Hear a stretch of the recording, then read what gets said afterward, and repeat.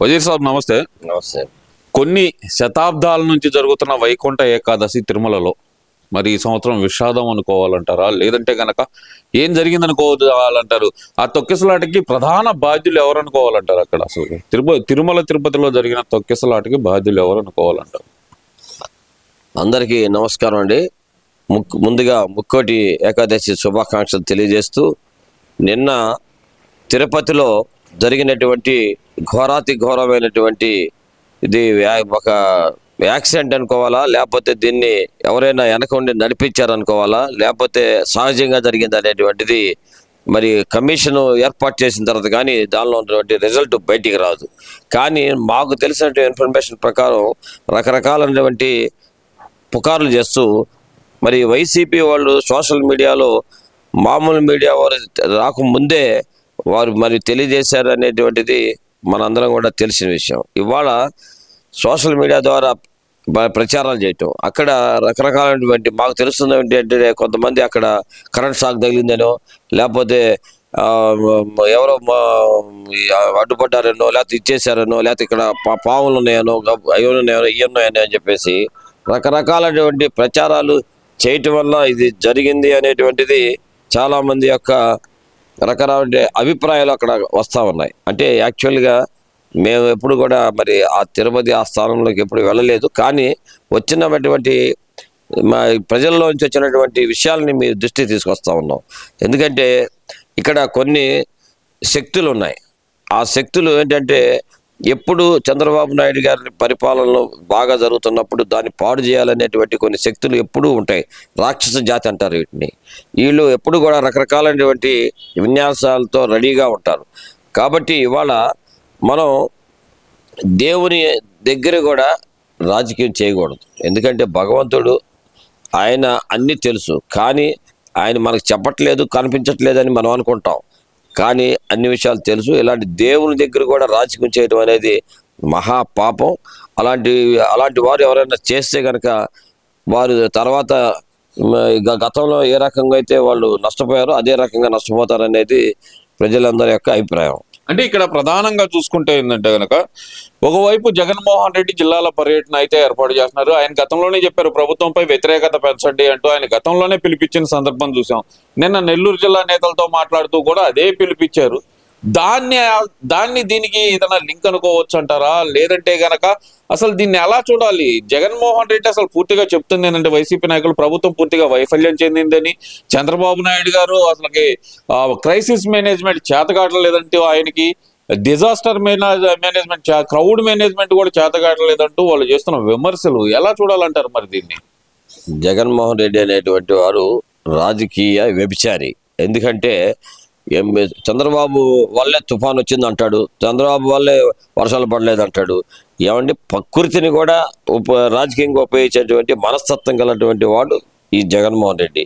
అలాంటి వాడు మరి వాళ్ళ నాయకుల దగ్గర కూడా ఏ రకంగా వీళ్ళని హింస పెట్టాలి, ఏ రకంగా మనం మళ్ళీ తిరిగి అధికారంలో రావాలి అని దానికోసం రకరకాలైన జిమ్మికలు చేస్తాడనే సంగతి అందరూ తెలిసిన విషయమే.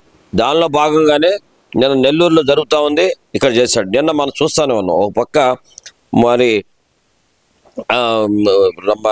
మన ప్రధానమంత్రి మోడీ గారు బ్రహ్మాండమైనటువంటి ప్రజల్లోకి వచ్చి ర్యాలీగా నడుపుతూ, అట్లాగే పవన్ కళ్యాణ్ గారు, అలాగే చంద్రబాబు నాయుడు గారు అందరూ కూడా ఒకే మరి వెహికల్ పైన వచ్చి ప్రజలతో అభివాదం చేసుకొని విశాఖపట్నం ఉన్నటువంటి ప్రజలందరూ కూడా జైజాలు కొడుతున్న టైంలో ఇది వాళ్ళు చూడలేక చేసినటువంటి కుట్ర అనేటువంటిది మా అందరికి కూడా అనుమానంగా ఉంది.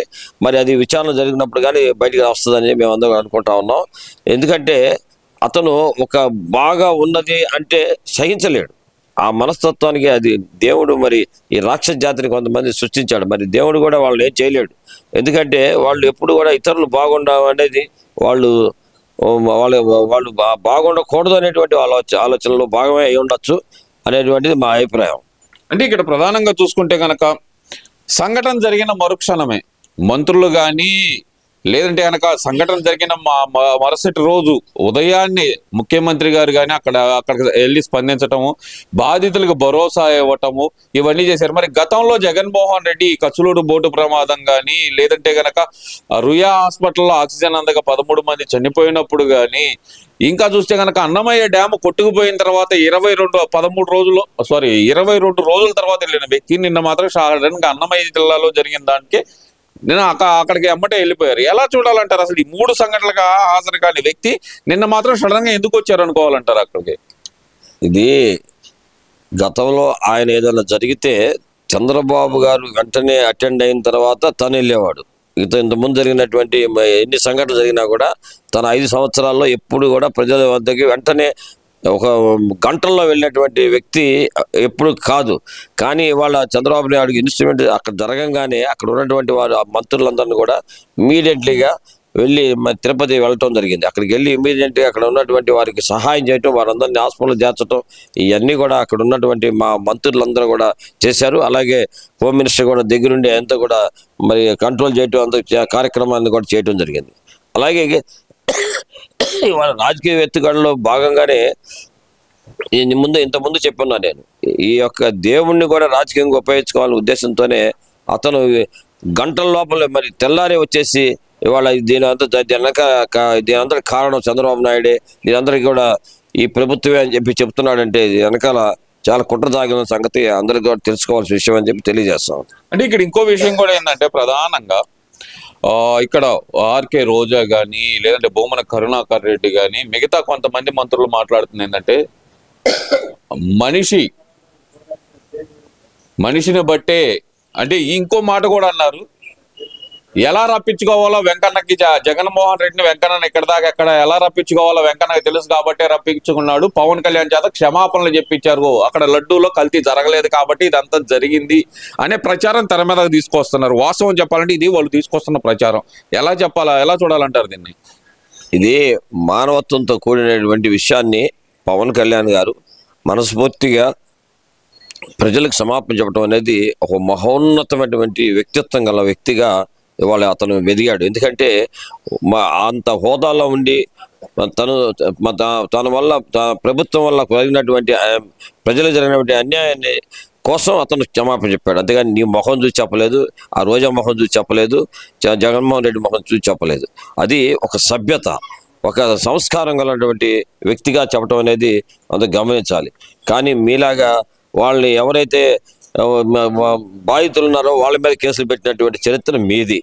గతంలో మీరే కొట్టి మళ్ళీ వాళ్ళ మీద కేసులు పెట్టిన సంగతి మనందరికి కూడా తెలుసు. ఎందుకంటే ఆ ఎమ్మెల్సీ ఒక ఆయన డ్రైవర్ని చంపి మళ్ళీ వాళ్ళ కుటుంబం పైన కేసు పెట్టారు. అలాంటి మనస్తత్వం గల వ్యక్తులు ఈ సమాజంలో ఉండటం వల్లే ఇలాంటి మాటలు మాట్లాడతారని చెప్పేసి ఈ ఆంధ్ర వాయిస్ ద్వారా ప్రజలందరూ కూడా తెలియజేసుకుంటున్నాం.